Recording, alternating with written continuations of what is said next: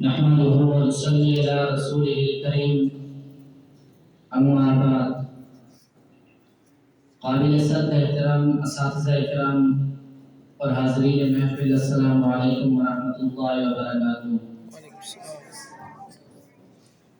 آج میں اس موضوع پر گفتگو کروں گا، وہ ہے یوم آزادی، علماء کی قربانیاں اور ہماری ذمہ داریاں۔ آج 14 اگست کا دن ہے،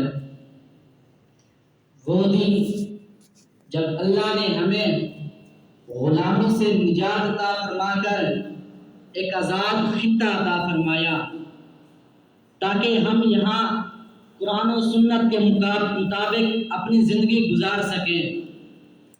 لیکن کیا کبھی ہم نے سوچا ہے کہ اس آزادی کے پیچھے کتنے چراغ جلائے گئے، کتنے علماء نے اپنی جان، اپنا مال اور اپنا سکون قربان کیا ہے؟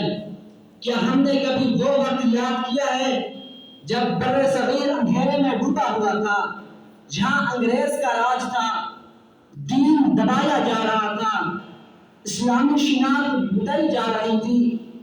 ایسے وقت میں ہمارے اکابر علماء آگے آئے۔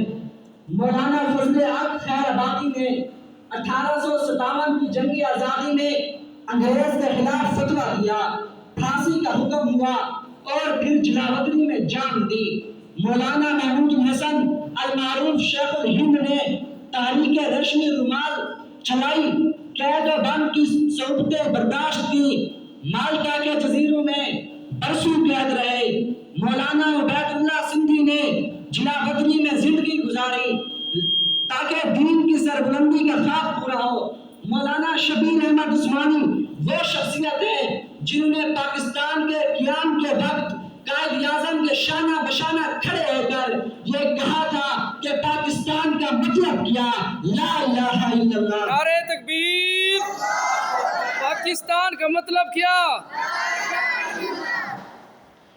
ہزاروں علماء اور طلباء نے قید خانے، کوڑے، فاقے اور موت کے پھندے قبول کیے، لیکن دین اور آزادی کا سودا نہ کیا۔ یہ آزادی صرف سیاسی ورک نہیں، یہ صرف سیاسی ورک نہیں تھی، یہ ان مدرسوں، خانقاہوں اور محراب و منبروں کی قربانیوں کا نتیجہ تھا جہاں سے آزادی کا پیغام نکلا تھا۔ اور آزادی حاصل کرنے کے بعد بھی قربانیاں ختم نہیں ہوئی۔ 1965 اور 1971 کی جنگوں میں ہمارے فوجی جوان علماء کے دیروں کے سائے تلے میں سرحدوں پر ڈٹے رہے، کچھ نے اپنی جوانیاں قربان کی، اور پھر 2025 میں ایک طویل عرصے کے بعد بھارت اور پاکستان کے درمیان ایک کشیدگی پیدا ہوئی جس کا آغاز اپریل میں ہونے والی دہشت گردانہ واردات سے ہوا۔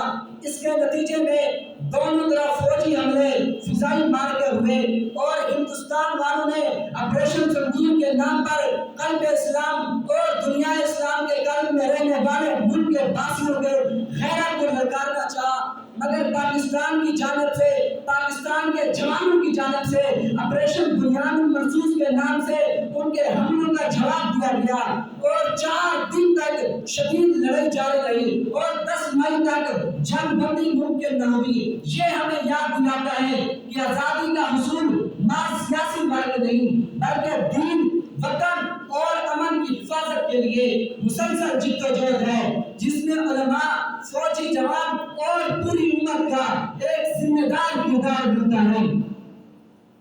اور یہ بھی یاد رکھو کہ پاکستان صرف ایک زمین کا ٹکڑا نہیں ہے، بلکہ یہ ایک نظریہ ہے، ایک امانت ہے۔ اس کا مقصد قرآن و سنت کے سائے میں عدل، امن اور پاکیزگی کو قائم کرنا تھا۔